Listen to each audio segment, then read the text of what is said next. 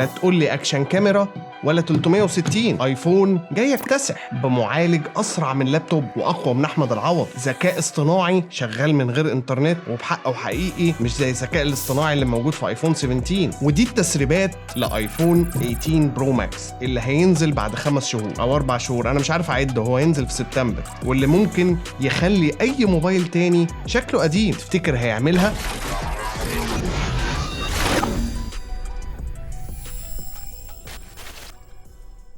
اهلا بيكم. الحلقه دي مبنيه على حاجتين، على تسريبات من اقوى المحللين في العالم وتحليلات من اقوى المحللين في العالم، ودول اللي بيتلخصوا فيا انا بس لوحدي. خليك معايا للاخر لان في مفاجاه قويه جدا هقول لك عليها. الاداء: معالج A20 برو بتقنيه 2 نانومتر، سرعه اعلى، بطاريه افضل، AI في كل مكان بحقه حقيقي في الجهاز بالتعاون مع جوجل اللي هتنجكت الجيميناي هتحقنه جوه السيستم نفسه. الكاميرا هيضيفوا على الكاميرا فاريبل ابرتشر، عزل حقيقي، تصوير سينمائي مع عدسه تقترب من 1 انش بدقه 200 ميجا بكسل، ودي الأساسية. لسه عندك التليفوتو اللي هتتبنى فيها تكنولوجيا جديدة في التقريب البصري، هيخلي لأول مرة عدسة تقريب ايفون تنافس عدسات سامسونج وتكتسح كل اللي في السوق. كمان مع معالجة ابل الخرافية الموضوع هيوصل لليفل مش متخيلينه. هو الحقيقة تقارير ماك رومرز بتقول ان ابل لأول مرة هتتخلى عن عدسة التقريب اللي كانت واخداها من سوني، وهتاخد عدسة جديدة من سامسونج اللي هي تقريبا ذات نفسها او شبه العدسة اللي بتلعب بيها الأجهزة الصينية في السوق بقى لها فترة. العدسة دي حلوة جدا، طلع نتائج خرافية، ضيف عليها معالجة ابل مع شوية AI وال200 ميجا بكسل، حاجه هتبقى تحفه. وشاسيه ابل اللي نزل في ال17 برو ماكس هيدي مساحه للعدسه دي من غير ما تضطر ابل تعيد التصميم من اول وجديد. شكله هيعملها ولا ايه؟ التصميم: ابل السنه دي التصميم هيختلف من قدام، يمكن من ورا مش هيتغير حاجه، نفس شاسيه ايفون 17 برو ماكس، بس من قدام دنيا تانية، عالم من الخيال العلمي. وفقا لسبلاي تشين لاول مره هينزل الفيس اي دي تحت الشاشه، يعني تقريبا هتاخد شاشه كامله بنسبه كبيره. ليه تقريبا؟ لان اللي هيختفي مش حساس التصوير نفسه، اللي هيختفي هي حساسات العمق وال3D، وهيكون النوتش خرم اكبر سيكا من بتاع سامسونج، شبه اللي في هواوي كده، هو اللي ظاهر، لكن الباقي هيختفي تماما تحت الشاشه. ده بيدينا مساحه اكبر للشاشه. مش بس كده، العدسه السيلفي الاماميه هتطلع من 18 ميجا بكسل ل 24 ميجا بكسل بسنسور اكبر وفتحه عدسه اوسع، يعني تصوير ليلي محترم. تفتكر الاتصال في ايفون 18 برو ماكس هيبقى بمودم C2 بالاضافه للانترنت عبر الاقمار الصناعيه. معرفش ده ممكن يفيد بايه، لكن دي التسريبات، خيال فعلا.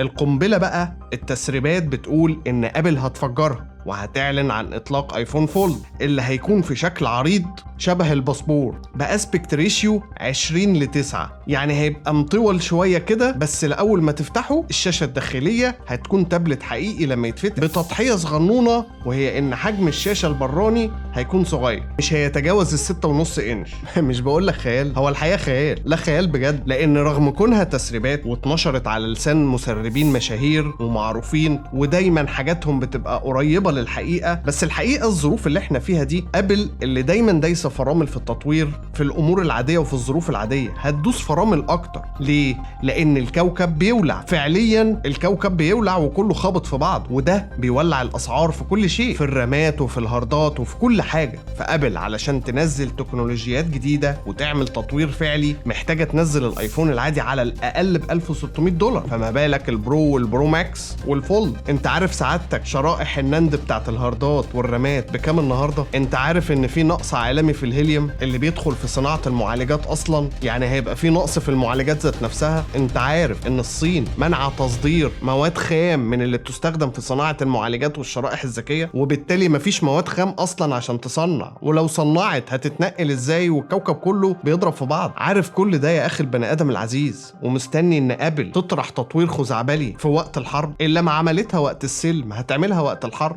الخلاصة: ابل عندها كل الكلام ده وعندها كل الاختراعات دي، بس علشان تنزلها في 2026 هيكون سعر اقل جهاز فوق ال $1500 على الاقل يعني، والفولد ممكن يعدي ال $2000 بمسافه، والقوه الشرائيه حاليا رايحه في 60 داهيه، وكله خايف على القرشين، فاكيد مش هينزل يشتري. طب الواقع بيقول ايه؟ من قراءة تاريخ طويل قوي لابل هتعمل فرقعة بروباجندا بنزول الفولد اللي خلاص تقريبا اكتمل، والاجهزة التانية بقى هتظروفنا بحاجة زي الليكويد جلاس كده، حاجة ملهاش لازمة، ممكن تفتح البلوتوث تعتبره ثورة في عالم التكنولوجيا، او تزود لنا اي اوبشن ملوش اي ريحة 30 لازمة، وممكن جدا تحسن الكاميرات الخلفية شوية بالذات عدسة التقريب، ممكن تعمل فعلا سنسورات السيلفي تحت الشاشة، لكن لا ميكانيكال تليفوتو بقى ولا 1 انش ولا فاريبل ابرتشر، انسى الكلام ده، مش هيتعمل دلوقتي، ولو نزل هينزل في ايفون 20 على فكرة ما عندهمش 19. والعدسات عشان تبقى فاهم هي نفسها في 15 و16 و17، اخرهم يعني هينزلوا بلون بنفسجي جديد بدل البرتقاني الغريب ده، وشكرا على كده، بلاش طمع، ده رأيي والله اعلم.